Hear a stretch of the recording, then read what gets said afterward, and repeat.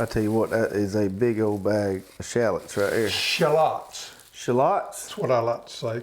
Is that what the chefs call them? No, we call them shallots, but I say shallots. They ain't real big. They ain't real big, but I'm super excited about me some shallots this year. They say they pack a heap of flavor there. Yeah, there's something new for old Hoss here. I ain't never grown them before, but I'm going to. We can plant a pretty good sized plot with them right there. Yep. From what I understand, you do them about 8 inches apart both ways. Between rows and along the row.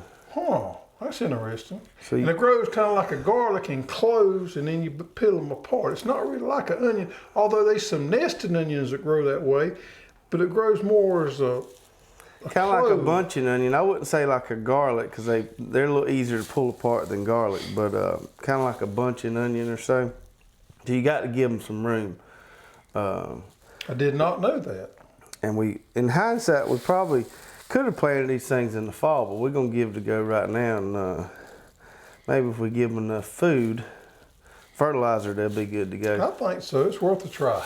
These are the traditional shallots here, and you've got some more over there. I do. I sure do. But you want to show them this first? Well, let's first just say hey to everybody. I want to show them my lettuce. Hello, everybody. Welcome to the Row by Row Garden Show. I'm Travis. And I'm Greg. And we're excited to have you with us this week. We're just over here.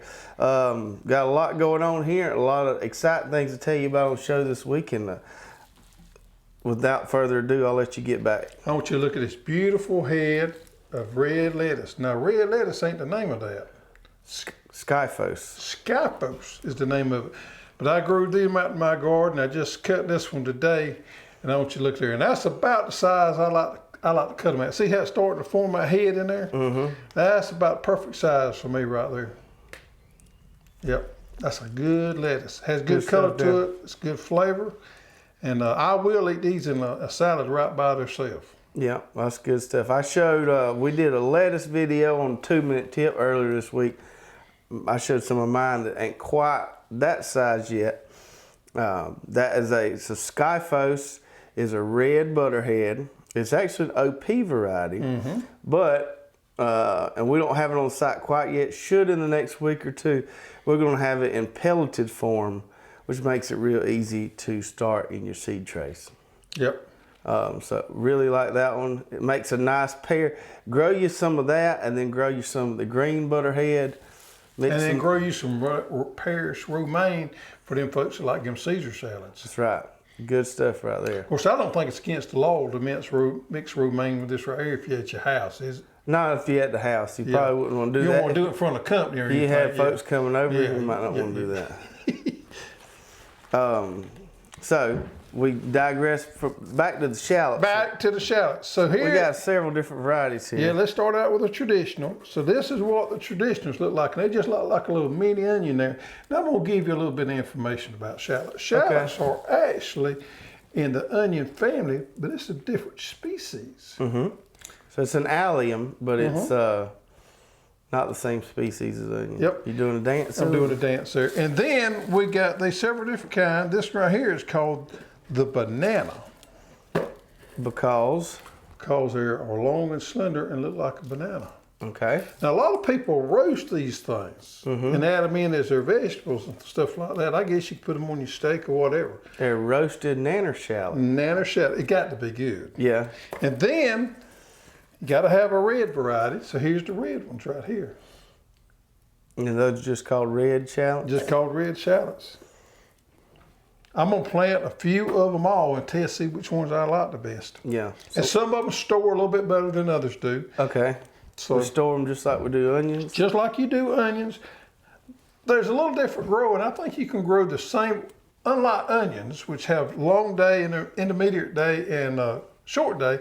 I think these shallots, you can grow the same variety wherever you at. Less dependent on day length. Less dependent on day length, so it's not quite as complicated. Gotcha. So folks, we're gonna give these shallots, there may be many of you out there already growing shallots way ahead of us, but we're gonna give these shallots a try, squeeze them in this kind of late window here, and test them out for you, and then come next fall, very high possibility that we are carrying the shallot sets on our website. We got a farmer in Indiana that's wanting to grow some of these shallots for us. He's the one that sent us these right here.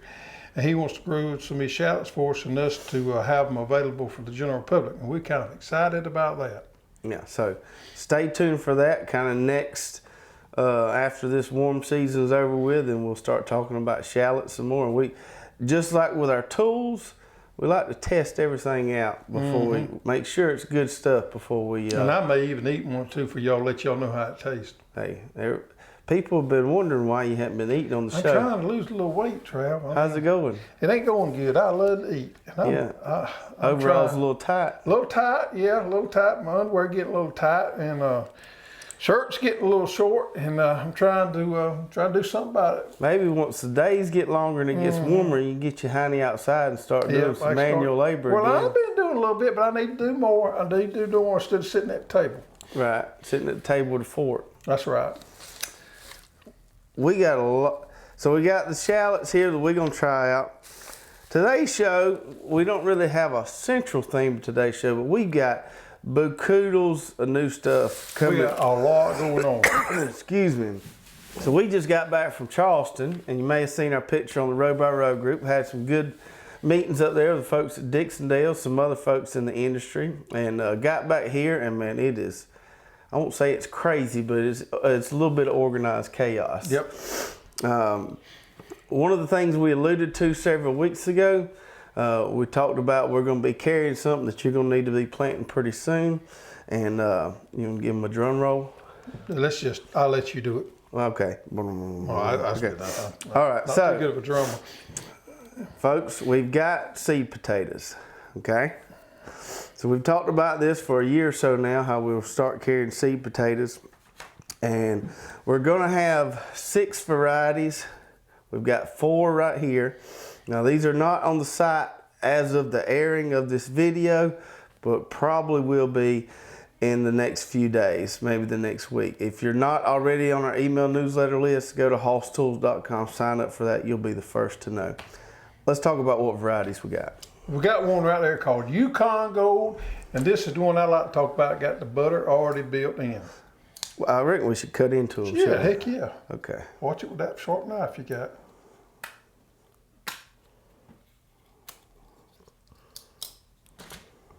Look at there. Mm-hmm. All pre-buttered tater. Pre-buttered tater. And these here, good seed stock, real good size there. So that's the Yukon Gold, and you've seen us, we've been growing these several years. We've got plenty of content out on there. You can't beat these things right here. Mm-hmm. They make good size, they store well. That's probably my go-to tater right there. And these are less likely to get disease and rot in the ground than some of your stuff like your red Pontiac, some of your others. So you got the Yukon Gold there. What about the blue tater? So that one there we call the Adirondack. You want to try this, baby? I think I'd rather do it than you. So that one there, hold it up a little bit. It's called the Adirondack Blue. And I always like to grow me a few blue taters. So you call that a blue tater or a purple tater? Either one. Well, it'll be called Adirondack Blue on our site. And now that's pretty right there. You got to grow a few of these right here to mix it up a little bit. You need you a few blue mashed taters every now and then. Now, I don't grow a lot of them, but I grow me a row or 2 of these every year. Them things right there are good for you. Yep. High in oxidant. So we got the Adirondack Blue, and then the next one we got, you can be the tater cutter this week, I guess. This is called the Red Norland. If you've never grown the Red Norland, a lot of people grow the Red Pontiac that they can go get from the seed and feed store. But the Red Norland has some improved disease resistance stuff, so it's going to hold better than that Red Pontiac will, which can be a little susceptible. Yeah, and it's a white tater. Right. White tater, what folks around here call new potatoes, when you harvest them like that. And then the last one, which is similar to that, I can't even remember the name of it. The one we grew last year, the jelly. Similar to the jelly, this one's called German Butterball. And that Look at that color in there. That one's got even more butter than the Yukon Gold Now does. these don't get the size the Yukon Gold does, but man, are they yellow inside. I want to eat that. Yeah, right. It looks good, don't it? So that's called the German Butterball. And folks, all these seed potatoes are what we call certified blue tag seed potatoes. So you could technically go to your local big box store and buy you a bag of taters and plant them, but there's no guarantee that those potatoes are certified and disease-free. All of these are certified disease-free blue tag seed potatoes. Yeah, and if you ain't never stepped out and grew some of these different varieties, you sure missing a treat there. I just can't get over that right there. That's pretty. So we will have these 10 pound and 25 pound. 10 pound, 25 pound, and 50 pound quantities. My kind of general rule is a 10 pound bag is going to be a good for about a 40-foot row, I think. Yeah. So we'll have these 4 on the website probably in the next few days, and we've got 2 more. We've got 2 really nice fingerling potatoes we're adding, one called Austriac Crescent and one called French Fingerling. And we're waiting on those. Those should be up soon. And we're in zone 8B, and we normally plant our taters anywhere from February 15th to the end of February. I kind of lean more toward the end of February myself. But the old timer says around here, plant your taters on February the 14th. So you got a decent sized window there. Now, if you're further south than us, you really need to be thinking about getting started soon. So get taters on your mind and get your dirt ready. That's right. So, and then if you're a little bit north of us, you know, a week or 2 later than that, as with onions, get them planted early. I like to tell people around here on Valentine's Day, save your money. Don't go to that fancy restaurant and spend $200 on a steak. Take off work a little early that day. Get out in the garden with your old lady and plant taters. And she'll love that. She'll love that, and she'll remember that so much more than she will. Yeah, she'll bring that up to you a lot of times further in the year. Like if you just buy her a nice meal, you probably won't hear nothing else out of that.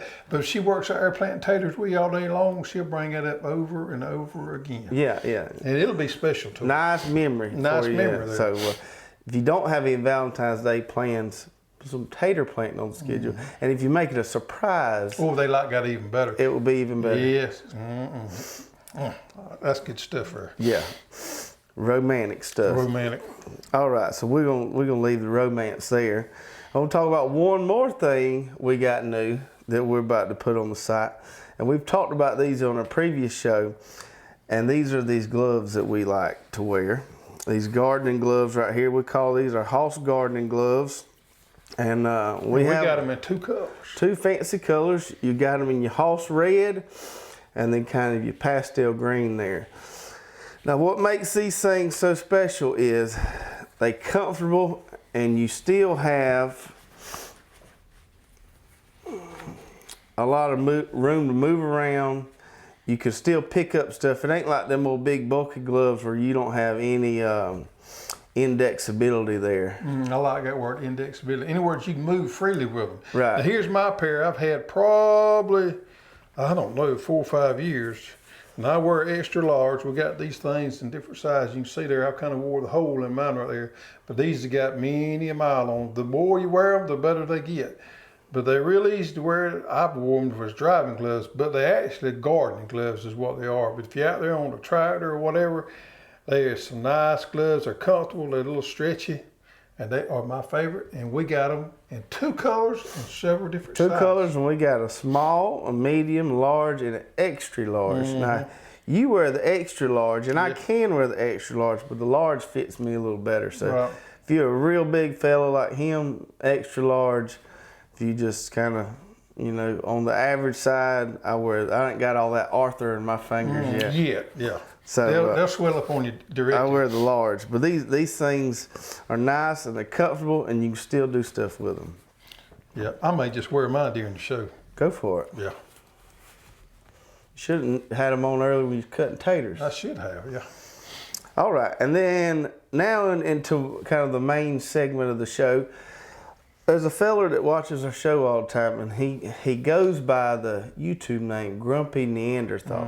I think his government name is Ed, but on YouTube he goes by Grumpy Neanderthal. So he wanted us to talk about succession planting, because in our last 2-minute tip I talked about succession planting that lettuce and stuff. So I figured we'd kind of work through a few crops here and talk about our succession planting schedules. Now ours are going to be a little different than maybe some of yours, because our window might be larger, or our window might be smaller if you're in Florida or something. But now, what exactly do you mean succession planting? Do you mean if I grow something on a particular spot, I turn around and plow it under and plant something else there? not the same thing. Oh, not the same thing. Yeah. So by succession planting, what we mean is, and you're really going to do this with crops that are one-time harvest, like your lettuce, or crops that decline in production as they get older. As okra? Okra, summer squash, something like that. So if we succession plant those things, we can constantly have them all throughout the year, or throughout that temperature period in which they're going to grow best, as opposed to planting them. If you plant lettuce one time, you'll have lettuce in February, but what about the rest of the year? So you kind of have to plan ahead with it, but it's a good way to ensure you have good produce, good food throughout the year. Now, what's your schedule on succession planting? What's your window you like to skip for you plant that next crop? And it's a little different for me from cold weather to warm weather stuff. For the cold weather crops or the cool weather crops, talking about things like lettuce, kohlrabi, beets, broccoli, Radishes? Your bok choy, your Napa cabbage, all stuff which comes off fairly fast, 50 days or so or less for the But most doesn't part. grow real fast. Not this time of year. Right. Now, as the days are getting longer, it will start growing more. But I like to succession plant it at least once per month, which means you're starting seeds. I'll start a new round of lettuce seeds once every 3 or 4 weeks. And then once you get it going, it works beautifully. Like right now, I've got lettuce that we've been harvesting for the last week or so. It's not going to bolt on me because it's not real hot out there. And by the time I get all that lettuce harvested, I'll have some more that's right coming along. And then I've got some more that I'll plant probably next week, and just boom, boom, boom, boom. The point here is you got lettuce all the time. I got lettuce up until it gets hot. Yeah. I've got lettuce all the time. The kohlrabi works really good for succession planting. It's even a little faster to grow off than the lettuce. The beets are a great thing to succession plant too, because they hold well and don't bolt too bad. Can be a little trickier with your summer stuff. It can be a little bit trickier with your summer stuff. And we've been succession planting okra for a few years now. And I have done corn that way. let me fix you. Oh, thank you. Well, it ain't scratching on your shirt there. I have done corn that way. What you got to be careful for in corn is if you plant some early on and you get a cold spell and you plant some 2 weeks later, that can catch up with other kind of heat units. Same thing with some of these other crops. So if you do get a cold spell in there and it knocks your heat units back, they can catch up with one another. So probably space them out a little bit further early in the spring, then you can close that window down as it gets warmer. That's right. With the cool weather stuff, we're mostly succession planting one harvest crops. In the summer, it's a little different game. We're succession planting because crops like summer squash, crops like okra, as they get older, they decline in productivity, just like we do, you know. You want to make sure with the summer squash, we've done as many as 4 plantings from, say, early spring on into summer. When I've done corn that way, I don't like my corn to cross-pollinate, so I'll plant corn, then I'll wait a little bit after it gets up about yay high, and I'll plant me another patch of it. As long as you don't mix those pollination windows, you're good to go. And you can do that with sweet corn or field corn. That's exactly right. Just like you did last year with your Jimmy Red. Now we talk about okra. A lot of people, and I've been guilty of this too, we plant okra and we we harvest that particular crop all summer long. It will continue to make some, but we'll baby it along and we'll do that. We have found in the last few years, you're better off after it starts going down a little bit in production, do away with it, have you another crop come along. It's a lot more productive. Yeah, now you can go out there and you can top it. There's a lot of things you can do to make it keep going, but it works better if you just start your new one up. Mm-hmm. And then that way, when that new one starts producing, you can ditch the old one and move on. So, Grumpy Neanderthal, also known as Ed, I hope that cleared up some stuff on succession planting there. And you don't have to follow our rules. You can make your own succession planting rules. And I always like to tell people, test the boundaries of what you can pull off. If you do plant something and it don't make, hey, you learn next year. But I always like to push the boundaries of how much I can grow in a specific time frame. Mm-hmm. One more thing this week. All right. Because we got a little bit of a shortened show this week. We just got back last night, got a lot going on. I want to talk about a few of these varieties of seeds that we got coming soon that are not on the site. These aren't them, they are on the varieties we got coming on the site soon that I'm really excited about. Currently we've got the Touchstone Gold beet on the site. We've got Merlin, and we've got the Chioggia. Chioggia, did you say? Yeah, the one that's kind of looks like a candy cane that's white and red.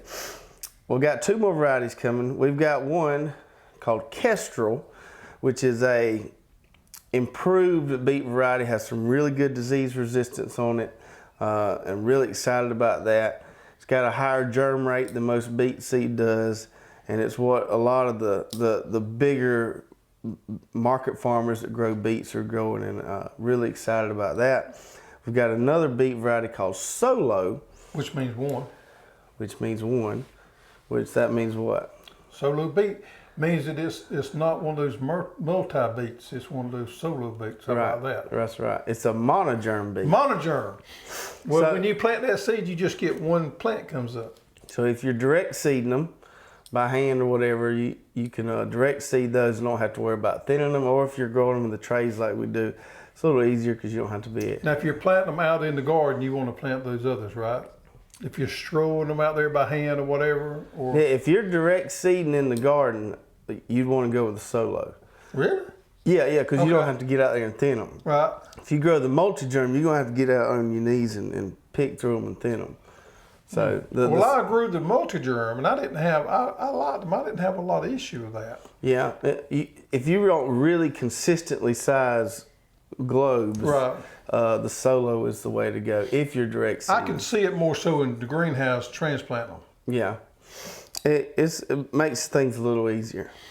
We've also got a variety of watermelon called a Yeller Moon and Stars. Which is very unusual. I don't know of many other people that's got a yellow Moon and Stars.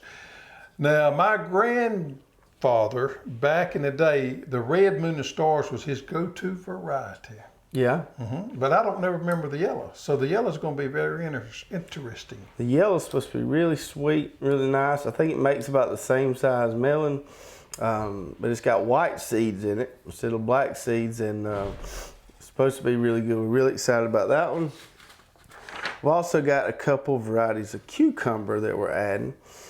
And what makes these varieties special is that they are what we call gynoecious. Ooh, that's a good one. Gynoecious. Any guess at what that means? Oh man, I ain't got a clue. Okay, so on squash and cucumbers, you have a male flower and a female flower. Mm-hmm. Okay, the fruit comes from the female. Right, the female flower.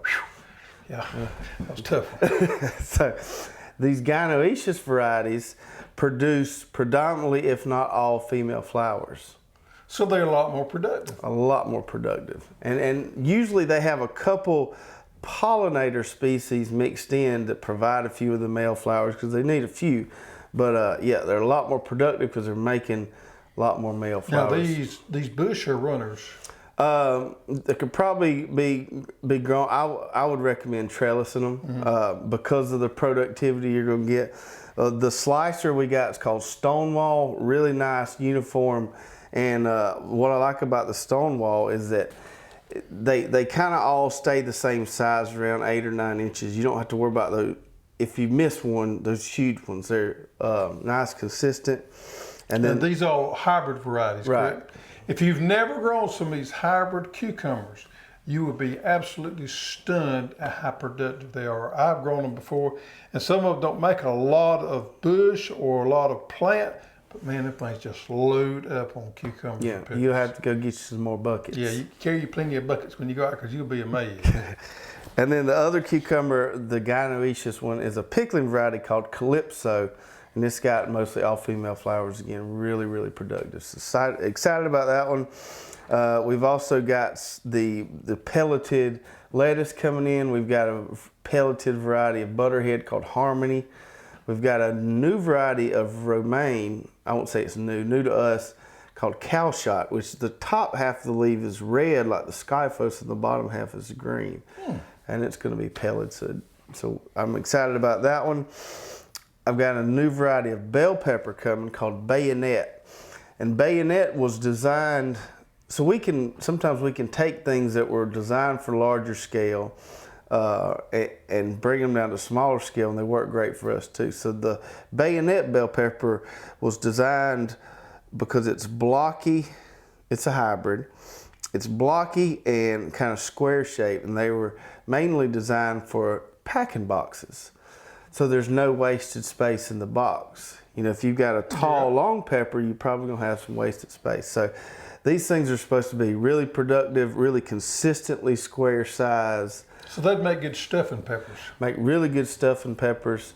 Make just a good general use green bell pepper as well. And then the last thing I want to mention, I've got a variety of sweet corn called Temptress. And Temptress is what they call a quad sweet. Quad, that means it's 4 times sweet. So, Close. I'll get math there. So this is kind of a new thing that's not been out there very long. It's non-GMO, it's just a hybrid variety, but a quad sweet. And the quad sweets, the claim to fame with them is that they have heirloom corn flavor with the modern corn sweetness. So it's like if you combine like a Silver Queen with one of the extra sweets. So I'm really excited about trying those, and they combine genes from the SU, the SH2, and the synergistic through hybridization, and it's a bicolor. Temptress is, and because it's a combination of SU, SH2, and SY, those 3 different types, they say you don't have to worry about cross-pollination as much with it than you do the others. So I'm probably going to put that in my corn rotation. In your succession planting. In my succession planting sometime this year. So check out, or be on the lookout for those. If you're on an email list, we'll let you know as soon as we get them in. And we got to go start getting these taters packed. We got to get these taters packed. And look, I know it's been drizzly and rainy and the weather's been kind of bad, but y'all got to get off that couch and do something. If nothing else, get out there in your shop, your carport, your barn, get those garden tools out and get those shined up, get the rust knocked off of them, get your handles lean seed up, just get something done. Carry a seed catalog out there and be looking at it and figuring out what you want. Then come back to the Hoss Tool site and order what you need, because we'll have it here for you. That's right. Holly on our Row by Row page saw our onion video yesterday, and she said it inspired her to get off her hiney and order some onions and get to thinking about it. I tell you, I'm getting all pumped up. 1 or 2 good, warm, sunshiny days, and man, the juices will be flowing. We'll be ready to get out there and dig in some dirt. Sweat and get dirty. Sweat and get dirty. All right, so we will see you guys next week. Take care.